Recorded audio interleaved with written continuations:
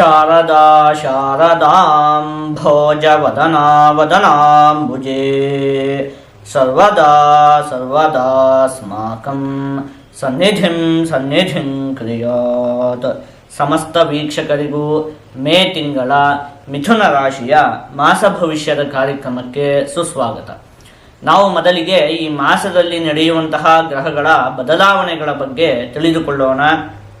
ಈ ತಿಂಗಳ 6ನೇ ತಾರೀಕಿನಂದು ಬುಧ ಗ್ರಹ ಮೇಷರಾಶಿಗೆ, 23ನೇ ತಾರೀಕಿನಂದು ವೃಷಭ ರಾಶಿಗೆ, ರವಿಗ್ರಹ 14ನೇ ತಾರೀಕಿನಂದು ವೃಷಭ ರಾಶಿಗೆ, ಬೃಹಸ್ಪತಿ ಗ್ರಹ 14ನೇ ತಾರೀಕಿನಂದು ಮಿಥುನ ರಾಶಿಗೆ, ರಾಹುಗ್ರಹ 18ನೇ ತಾರೀಕಿನಂದು ಕುಂಭ ರಾಶಿಗೆ, ಕೇತುಗ್ರಹ ಸಿಂಹ ರಾಶಿಗೆ, ಶುಕ್ರಗ್ರಹ 31ನೇ ತಾರೀಕಿನಂದು ಮೇಷರಾಶಿಗೆ ಪ್ರವೇಶವನ್ನು ಮಾಡ್ತಾ ಇರುವಂಥದ್ದು.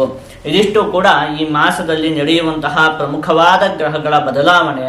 ನಾವೀಗ ಇದನ್ನೆಲ್ಲ ಆಧರಿಸಿ ಈ ಮಾಸದಲ್ಲಿ ಮಿಥುನ ರಾಶಿಯವರಿಗೆ ಯಾವ ರೀತಿಯಾದಂತಹ ಫಲ ಪ್ರಾಪ್ತಿಯಾಗಲಿದೆ ಅಂತ ಹೇಳಿ ಒಂದೊಂದಾಗಿ ನೋಡ್ತಾ ಹೋಗೋಣ. ಮುಖ್ಯವಾದ ವಿಷಯ ಏನು ಅಂತ ಹೇಳಿ ಆದರೆ, ಈ ಮಾಸದಲ್ಲಿ ರಾಹುಗ್ರಹ ಮತ್ತೆ ಗುರುಗ್ರಹ ಬದಲಾವಣೆಯನ್ನು ಹೊಂದುತ್ತಾ ಇರುವಂಥದ್ದು. ನಾವೀಗ ಏನು ಮಾಡೋಣ ಅಂತ ಹೇಳಿ ಆದರೆ, ಮೊದಲಿಗೆ ಈ ಮಾಸದಲ್ಲಿ ನಿಮಗೆ ಉಳಿದಂತಹ ಎಲ್ಲ ಗ್ರಹಗಳಿಂದ ಏನೇನು ಫಲಪ್ರಾಪ್ತಿಯಾಗುತ್ತೆ ಅನ್ನುವಂತಹ ವಿಚಾರವನ್ನು ನೋಡೋಣ.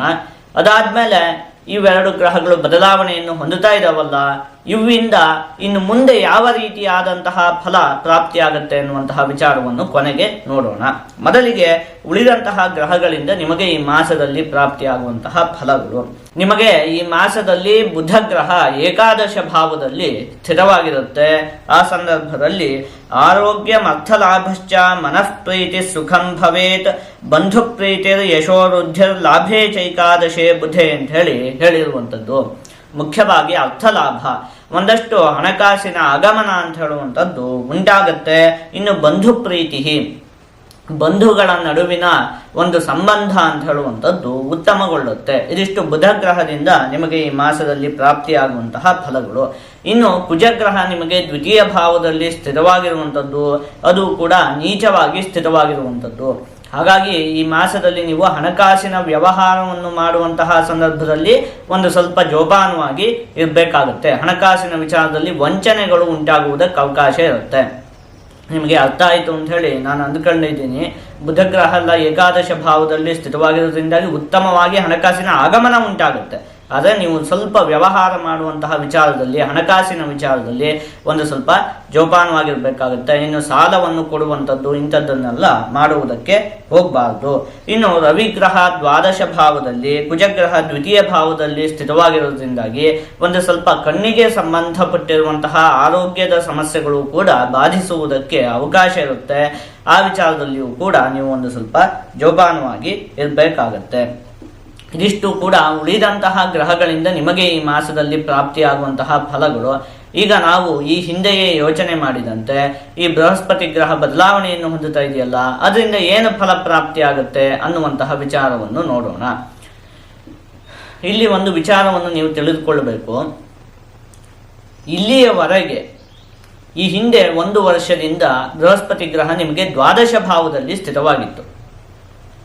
ಈಗ ಈ ತಿಂಗಳ 14ನೇ ತಾರೀಕಿನಂದು ಅದು ನಿಮ್ಮ ರಾಶಿಗೆ ಪ್ರವೇಶವನ್ನು ಮಾಡುತ್ತೆ. ಅಲ್ಲಿಂದ ಮುಂದೆ ಇನ್ನು 1 ವರ್ಷಗಳ ಕಾಲ ಅದು ನಿಮ್ಮ ರಾಶಿಯಲ್ಲೇ ಸ್ಥಿರವಾಗಿರುತ್ತೆ.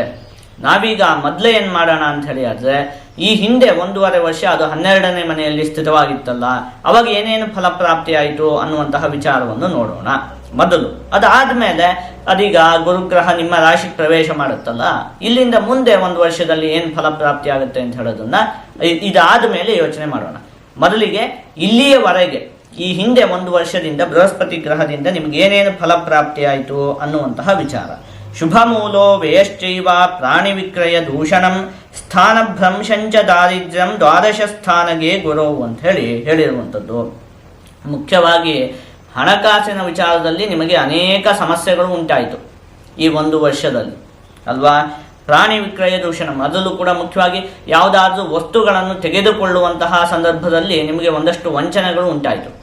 ಅಂದರೆ ಯಾವುದೋ ಒಂದು ವಸ್ತು ಅದನ್ನು ನೀವು ತೆಗೆದುಕೊಳ್ತೀರಿ, ಅದಕ್ಕೆ ವಾಸ್ತವವಾಗಿ ಒಂದು ಬೆಲೆ ಇರುತ್ತೆ, ಆದರೆ ಅದಕ್ಕಿಂತ ನೀವು ಅತಿ ಹೆಚ್ಚಾಗಿ ಬೆಲೆಯನ್ನು ಕೊಟ್ಟು ತೆಗೆದುಕೊಂಡಿರ್ತೀರಿ, ಅಥವಾ ಯಾವುದೋ ಒಂದು ವಸ್ತುವನ್ನು ತೆಗೆದುಕೊಳ್ತೀರಿ, ಆ ವಸ್ತು ನೋಡಿದರೆ ಹಾಳಾಗಿರುತ್ತೆ. ಈ ರೀತಿಯಾಗಿ ಕೊಂಡುಕೊಳ್ಳುವಂತಹ ಒಂದು ವಿಚಾರದಲ್ಲಿಯೂ ಕೂಡ ಒಂದಷ್ಟು ಸಮಸ್ಯೆಗಳು ಅಂತ ಹೇಳುವಂಥದ್ದು ಉಂಟಾಯಿತು. ಸ್ಥಾನಭ್ರಂಶ, ಮುಖ್ಯವಾಗಿ ಉದ್ಯೋಗದ ವಿಚಾರದಲ್ಲಿಯೂ ಕೂಡ ನಿಮಗೆ ಒಂದಷ್ಟು ಸಮಸ್ಯೆಗಳು ಅಂತ ಹೇಳುವಂಥದ್ದು ಉಂಟಾಯಿತು. ಹಾಗೆ ಈ ಹಿಂದೆ ಯೋಚನೆ ಮಾಡಿದಂತೆ ಹಣಕಾಸಿನ ವಿಚಾರದಲ್ಲಿಯಂತೂ ತುಂಬಾ ಸಮಸ್ಯೆ ಅಂತ ಹೇಳುವಂಥದ್ದು ಉಂಟಾಯಿತು. ಇದು ಈ ಹಿಂದೆ 1 ವರ್ಷದಲ್ಲಿ ನಿಮಗೆ ಉಂಟಾಗಿರುವಂತಹ ಸಮಸ್ಯೆಗಳು. ಯಾಕೆ? ಈ ಬೃಹಸ್ಪತಿ ಗ್ರಹ ನಿಮಗೆ ದ್ವಾದಶ ಭಾವದಲ್ಲಿ ಇತ್ತಲ್ಲ, ಹಾಗಾಗಿ ಈ ರೀತಿಯಾದಂತಹ ಸಮಸ್ಯೆಗಳೆಲ್ಲ ನಿಮಗುಂಟಾಯಿತು. ಈಗ ಅದು ಬದಲಾವಣೆಯನ್ನು ಹೊಂದುತ್ತಾ ಇದೆ, ನಿಮ್ಮ ರಾಶಿಗೆ ಪ್ರವೇಶವನ್ನು ಮಾಡ್ತಾ ಇದೆ. ಇನ್ನು ಮುಂದೆ 1 ವರ್ಷಗಳ ಕಾಲ ಅದು ನಿಮ್ಮ ರಾಶಿಯಲ್ಲೇ ಸ್ಥಿತವಾಗಿರುತ್ತೆ. ಅವಾಗ ಏನೇನು ಫಲಪ್ರಾಪ್ತಿಯಾಗುತ್ತೆ ಅದನ್ನು ನೋಡೋಣ. ರಾಜಕೋಪೋ ಯಶೋಹಾನಿರ್ ಉದ್ಯೋಗಸ್ಯ ವಿರೋಧಕಂ ಬುದ್ಧಿಭ್ರಂಶೋ ಭಾಗ್ಯಹಾನಿರ್ ಭಯಂತನುಗತೆ ಗುರು ಅಂತ ಹೇಳಿರುವಂಥದ್ದು. ಮುಖ್ಯವಾಗಿ ರಾಜಕೋಪ, ಮೇಲಧಿಕಾರಿಗಳ ಜೊತೆಗೆ ಒಂದಷ್ಟು ವೈಮನಸ್ಯ ಉಂಟಾಗುವುದಕ್ಕೆ ಅವಕಾಶ ಇರುತ್ತೆ. ನೀವು ಎಲ್ಲಿ ಉದ್ಯೋಗವನ್ನು ಮಾಡ್ತಾ ಇರ್ತೀರೋ ಆ ಸ್ಥಳಗಳಲ್ಲೆಲ್ಲ ಒಂದಷ್ಟು ಗಲಾಟೆಗಳು ಇತ್ಯಾದಿಗಳು ಉಂಟಾಗುವುದಕ್ಕೆ ಅವಕಾಶ ಇರುತ್ತೆ. ಯಶೋಹಾನಿ, ಒಂದಷ್ಟು ಜನ ನಿಮಗೆ ಅವಮಾನವನ್ನು ಮಾಡಲು ಕೂಡ ಪ್ರಯತ್ನವನ್ನು ಪಡ್ತಾರೆ. ಉದ್ಯೋಗಸ್ಯ ವಿರೋಧಕಂ, ಉದ್ಯೋಗದ ವಿಚಾರದಲ್ಲಿ ಒಂದಷ್ಟು ಸಮಸ್ಯೆಗಳು ಉಂಟಾಗುತ್ತೆ. ಅಂದರೆ ಈ ಉದ್ಯೋಗವನ್ನು ಮಾಡುವಂಥದ್ದು ಅಥವಾ ಇನ್ನೊಂದು ಉದ್ಯೋಗವನ್ನು ಮಾಡುವಂಥದ್ದು ಅಂತ ಹೇಳುವಂಥ ಗೊಂದಲ, ಅಥವಾ ಇರುವಂತಹ ಉದ್ಯೋಗದಲ್ಲಿ ಒಂದಷ್ಟು ಸಮಸ್ಯೆ. ಈ ಉದ್ಯೋಗ ಬೇಡಪ್ಪ ಬಿಡೋಣ ಅಂತ ಹೇಳಿ ಅನ್ಸುತ್ತೆ, ಆದರೆ ಬಿಡುವುದಕ್ಕಾಗೋದಿಲ್ಲ. ಇದನ್ನು ಬಿಟ್ಟರೆ ಮತ್ತೆ ಬೇರೆ ಉದ್ಯೋಗ ಸಿಗುತ್ತೋ ಇಲ್ವೋ ಅಂತ ಹೇಳುವಂಥ ಒಂದಷ್ಟು ಚಿಂತೆಗಳು. ಈ ರೀತಿಯಾಗಿ ಒಟ್ಟಿನ ಉದ್ಯೋಗದ ವಿಚಾರದಲ್ಲಿ ಒಂದಷ್ಟು ಸಮಸ್ಯೆಗಳು. ಅದಾದಮೇಲೆ ಏನು ಬುದ್ಧಿಭ್ರಂಶ, ಅದೇ ಹೇಳಿದ್ದು, ಮನಸ್ಸಿಗೆ ಒಂದಷ್ಟು ಚಿಂತೆಗಳು ಕಾಡುತ್ತೆ. ಏನು ಮಾಡಬೇಕು ಅಂತ ಹೇಳೋದೇ ಗೊತ್ತಾಗೋದಿಲ್ಲ, ಮುಂದೆ ಏನು ಮಾಡಬೇಕು ಅಂತ ಹೇಳುವಂಥದ್ದೇ ತಿಳಿಯುವುದಿಲ್ಲ. ಇದಿಷ್ಟು ಕೂಡ ಯಾವಾಗ ಹೇಳಿರುವಂಥದ್ದು? ಬೃಹಸ್ಪತಿ ಗ್ರಹ ನಿಮ್ಮ ರಾಶಿಯಲ್ಲಿ ಸ್ಥಿತವಾದಂತಹ ಸಂದರ್ಭದಲ್ಲಿ ಹೇಳಿರುವಂತಹ ಫಲಗಳು. ಅಲ್ಲಿಗೆ ನಾವು ಇದನ್ನು ನೋಡಿದವಾಗ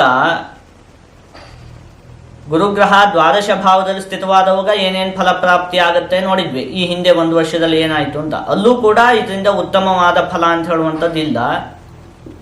ನಿಮ್ಮ ರಾಶಿಯಲ್ಲಿ ಇನ್ನು ಮುಂದೆ ಸ್ಥಿತವಾಗಿರುತ್ತೆ, ಈಗಲೂ ಕೂಡ ಇದರಿಂದ ಉತ್ತಮವಾದ ಫಲ ಅಂತ ಹೇಳುವಂಥದ್ದು ಪ್ರಾಪ್ತಿ ಆಗುವುದಿಲ್ಲ. ಅಲ್ಲಿಗೆ ಈ ಬೃಹಸ್ಪತಿ ಗ್ರಹದಿಂದ ಹೋದ ವರ್ಷದಲ್ಲೂ ಕೂಡ ಉತ್ತಮವಾದ ಫಲ ಅಂತ ಹೇಳುವಂಥದ್ದು ಪ್ರಾಪ್ತಿ ಆಗ್ತಿರಲಿಲ್ಲ. ಈ ವರ್ಷದಲ್ಲೂ ಕೂಡ ಉತ್ತಮವಾದ ಫಲ ಅಂತ ಹೇಳುವಂಥದ್ದು ಪ್ರಾಪ್ತಿ ಆಗುವುದಿಲ್ಲ. ನಾನೀಗ ಹೇಳಿದಂತಹ ಕೆಲವೊಂದು ವಿಚಾರಗಳಲ್ಲಿ ನೀವು ಒಂದು ಸ್ವಲ್ಪ ಜೋಪಾನವಾಗಿ ಇರಬೇಕಾಗುತ್ತೆ. ಅದು ಒಂದು ವಿಷಯ. ಆದರೆ ಇಲ್ಲಿ ಒಂದು ವಿಚಾರವನ್ನು ನೀವು ಗಮನಿಸಬೇಕು. ವಟುಕನ್ಯಾ ಜನ್ಮರಾಶೇ ತ್ರಿಕೋಣಾಯ ದ್ವಿಸಪ್ತಗಃ ಗುರುಶ್ರೇಷ್ಠ ಖಷಟ್ ತ್ರಾದ್ಯ ಪೂಜೆಯ ಅಂತ ಹೇಳಿರುವಂಥದ್ದು. ಅಂದರೆ ಅನ್ಯತ್ರ ನಿಂದಿತ ಅಂತ ಹೇಳು ಕೂಡ ಹೇಳಿರುವಂಥದ್ದು. ಅಂದರೆ ಮುಖ್ಯವಾಗಿ ದ್ವಾದಶ ಭಾವದಲ್ಲಿ ಗುರುವಿನ ಸ್ಥಿತಿ ಅಂತ ಹೇಳುವಂಥದ್ದು ತೀರಾ ಕೆಟ್ಟದ್ದು.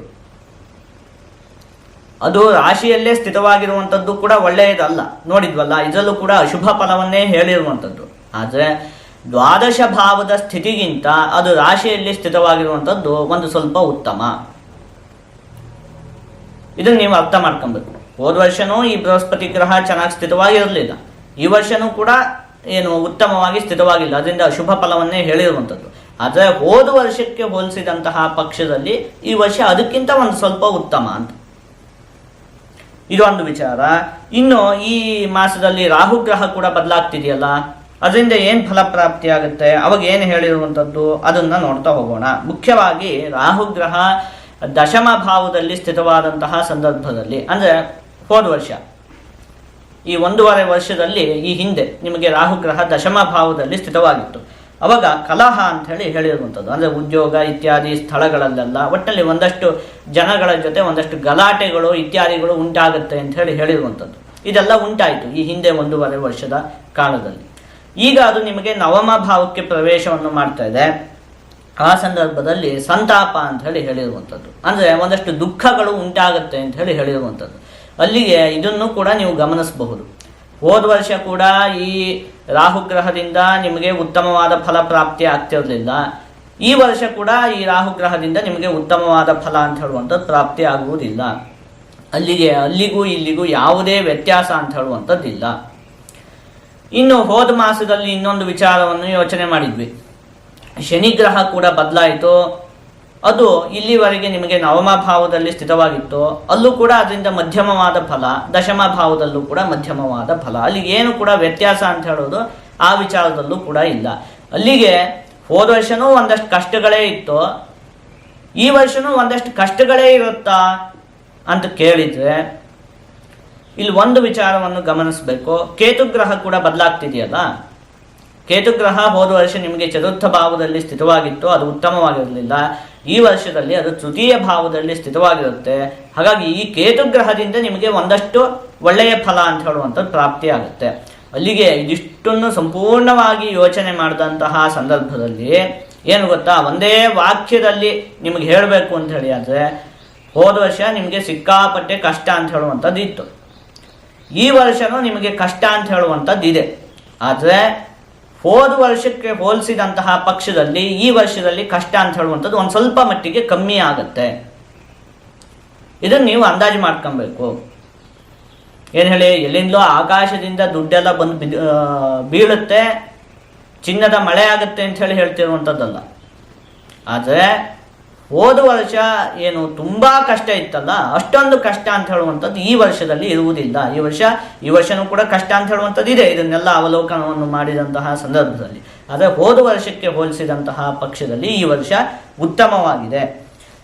ಈಗ ನಾವು ಮೊದಲು ನಿಮಗೆ ಈ ಮಾಸದಲ್ಲಿ ಏನೇನು ಫಲಪ್ರಾಪ್ತಿ ಆಗುತ್ತೆ ಅನ್ನುವಂತಹ ವಿಚಾರವನ್ನು ನೋಡಿದ್ವಿ. ಅದಾದಮೇಲೆ ಈ ಬೃಹಸ್ಪತಿ ಗ್ರಹ ಅದರಿಂದ ಏನು ಫಲಪ್ರಾಪ್ತಿ ಆಗುತ್ತೆ ಅಂತ ಹೇಳೋದನ್ನು ನೋಡಿದ್ವಿ. ರಾಹು ಗ್ರಹದಿಂದಲೂ ಕೂಡ ಏನು ಫಲಪ್ರಾಪ್ತಿ ಆಗುತ್ತೆ ಅಂತ ಹೇಳುವಂಥ ವಿಚಾರವನ್ನು ಕೂಡ ನೋಡಿದ್ವಿ. ಈಗ ಈ ಬೃಹಸ್ಪತಿ ಗ್ರಹ ನಿಮ್ಮ ರಾಶಿಯಲ್ಲೇ ಸ್ಥಿತವಾಗಿದೆಯಲ್ಲ, ಇದು ಕೂಡ ಒಳ್ಳೆಯದಲ್ಲ ಅಂತ ಹೇಳುವಂಥ ವಿಚಾರವನ್ನು ಕೂಡ ನಾವು ಯೋಚನೆ ಮಾಡಾಯಿತು. ಹಾಗಾದರೆ ಏನು ಮಾಡಬೇಕು ಅದನ್ನು ನೋಡೋಣ. ಇದು ಪರಿಹಾರ ಅಂತ ಹೇಳುವಂಥದ್ದು ಕೂಡ ಇದೆ. ಈ ಪರಿಹಾರಗಳನ್ನು ನೀವು ಮಾಡಿಕೊಂಡಂತಹ ಪಕ್ಷದಲ್ಲಿ ನಿಮಗೆ ಯಾವಾಗ ಅತಿ ಹೆಚ್ಚು ಕಷ್ಟ ಅಂತ ಹೇಳುವಂಥದ್ದು ಉಂಟಾಗುವುದಿಲ್ಲ. ಅದು ಏನು ಹೇಳಿರುವಂಥದ್ದು, ಗುರುಗ್ರಹಕ್ಕೆ ಸಂಬಂಧಪಟ್ಟಿರುವಂತಹ ವಿಚಾರದಲ್ಲಿ ಪೀತವಸ್ತ್ರಂ ಅಂತ ಹೇಳಿರುವಂಥದ್ದು. ಅಂದರೆ ಹಳದಿ ಬಣ್ಣದ ಬಟ್ಟೆಯ ದಾನವನ್ನು ಕೊಡಬೇಕು. ಇದು ಒಂದು.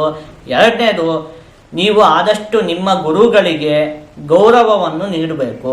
ಅಂದರೆ ಯಾರನ್ನ ನಿಮ್ಮ ಮನಸ್ಸಲ್ಲಿ ಗುರುಗಳು ಅಂತ ಹೇಳಿ ನೀವು ಅಂದುಕೊಂಡಿರ್ತೀರೋ ಆ ವ್ಯಕ್ತಿಗಳಿಗೆ ನೀವು ಗೌರವವನ್ನು ನೀಡಬೇಕು. ಅಂದರೆ ಆ ವ್ಯಕ್ತಿಗಳಿಗೆ ಹಣ್ಣು ಇತ್ಯಾದಿಗಳನ್ನೆಲ್ಲ ಸಮರ್ಪಿಸಿ ಅವರಿಗೆ ಒಂದು ನಮಸ್ಕಾರವನ್ನು ಮಾಡಿಕೊಂಡು ಅವರಿಂದ ಒಂದು ಆಶೀರ್ವಾದವನ್ನು ನೀವು ತೆಗೆದುಕೊಳ್ಬೇಕು. ಅವಾಗ ಈ ಬೃಹಸ್ಪತಿ ಗ್ರಹದಿಂದ ನಿಮಗೆ ಅತಿ ಹೆಚ್ಚು ಅಶುಭ ಫಲ ಅಂತ ಹೇಳುವಂಥದ್ದು ಪ್ರಾಪ್ತಿಯಾಗುವುದಿಲ್ಲ. ಇದಿಷ್ಟನ್ನು ನೀವು ಅವಶ್ಯಕವಾಗಿ ಮಾಡಿಕೊಳ್ಬೇಕಾಗುತ್ತೆ. ಈಗ ಇದನ್ನೆಲ್ಲ ಒಟ್ಟುಗೂಡಿಸಿ ಈ ಮಾಸದಲ್ಲಿ ಒಂದೊಂದೇ ವಿಚಾರದಲ್ಲಿ ನಿಮಗೆ ಯಾವ ರೀತಿಯಾದಂತಹ ಫಲ ಪ್ರಾಪ್ತಿಯಾಗುತ್ತೆ ಅಂತ ಹೇಳಿ ನೋಡ್ತಾ ಹೋಗೋಣ. ಮೊದಲನೇದಾಗಿ ಆರೋಗ್ಯಕ್ಕೆ ಸಂಬಂಧಪಟ್ಟಿರುವಂತಹ ವಿಚಾರದಲ್ಲಿ ಈ ಹಿಂದೆಯೇ ಯೋಚನೆ ಮಾಡಿದಂತೆ ಕಣ್ಣಿಗೆ ಸಂಬಂಧಪಟ್ಟಿರುವಂತಹ ಆರೋಗ್ಯದ ವಿಚಾರದಲ್ಲಿ ನೀವು ಒಂದು ಸ್ವಲ್ಪ ಜೋಪಾನವಾಗಿರಬೇಕಾಗುತ್ತೆ. ವಿದ್ಯೆಗೆ ಸಂಬಂಧಪಟ್ಟಿರುವಂತಹ ವಿಚಾರದಲ್ಲಿ ಈ ಮಾಸ ಮಧ್ಯಮವಾಗಿದೆ. ಹಣಕಾಸಿಗೆ ಸಂಬಂಧಪಟ್ಟಿರುವಂತಹ ವಿಚಾರದಲ್ಲಿ ಹಣಕಾಸಿನ ಆಗಮನ ಎಲ್ಲ ಉಂಟಾಗುತ್ತೆ. ಆದರೆ ಸಾಲವನ್ನು ಕೊಡುವಂಥದ್ದು ಇರಬಹುದು, ಇಂಥದ್ದಕ್ಕೆಲ್ಲ ಹೋಗಬಾರ್ದು. ಬಂದಿರುವಂತಹ ಹಣವನ್ನು ಆದಷ್ಟು ಜೋಪಾನವಾಗಿ ನೀವು ಕಾಪಾಡಿಕೊಳ್ಬೇಕು. ಇನ್ನು ಉದ್ಯೋಗಕ್ಕೆ ಸಂಬಂಧಪಟ್ಟಿರುವಂತಹ ವಿಚಾರದಲ್ಲಿ ಈ ಮಾಸ ಮಧ್ಯಮವಾಗಿದೆ. ನೀವು ಇನ್ನೊಂದು ವರ್ಷದವರೆಗೆ ಉದ್ಯೋಗದ ವಿಚಾರದಲ್ಲಿ ಯಾವುದೇ ದೊಡ್ಡ ನಿರ್ಧಾರವನ್ನು ತೆಗೆದುಕೊಳ್ಳುವಂಥದ್ದು ಬೇಡ. ನಾವು ನೋಡಿದ್ದೀವಲ್ಲ, ಉದ್ಯೋಗದ ವಿಚಾರದಲ್ಲಿ ಒಂದಷ್ಟು ಗೊಂದಲಗಳು ಇತ್ಯಾದಿಗಳೆಲ್ಲ ಉಂಟಾಗ್ತಿರುತ್ತೆ ಇನ್ನೊಂದು ವರ್ಷದವರೆಗೆ. ಅದಕ್ಕೆ ಹೇಳಿದ್ದು, ನೀವು ಯಾವುದೇ ನಿರ್ಧಾರವನ್ನು ತೆಗೆದುಕೊಳ್ಳುವಂಥದ್ದು ಬೇಡ. ಏನು ಉದ್ಯೋಗ ಮಾಡ್ತಾ ಇದ್ದೀರೋ ಅದನ್ನು ಹಾಗೆ ಮುಂದುವರಿಸ್ಕೊಂಡು ಹೋಗಿ. ಆದಷ್ಟು ನೀವು ಈ ಮಾಸದಲ್ಲಿ ದತ್ತಾತ್ರೇಯ ಸ್ವಾಮಿಯ ಆರಾಧನೆಯನ್ನು ಮಾಡಬೇಕು. ಹೀಗೆ ಮಾಡುವುದರಿಂದ ನಿಮಗೆ ಯಾವುದೇ ಅಶುಭ ಫಲ ಅಂತ ಹೇಳುವಂಥದ್ದು ಪ್ರಾಪ್ತಿಯಾಗುವುದಿಲ್ಲ. ಜೊತೆಗೆ ಎಲ್ಲ ಶುಭ ಫಲಗಳು ಕೂಡ ಸಂಪೂರ್ಣವಾಗಿ ಪ್ರಾಪ್ತಿಯಾಗುತ್ತೆ.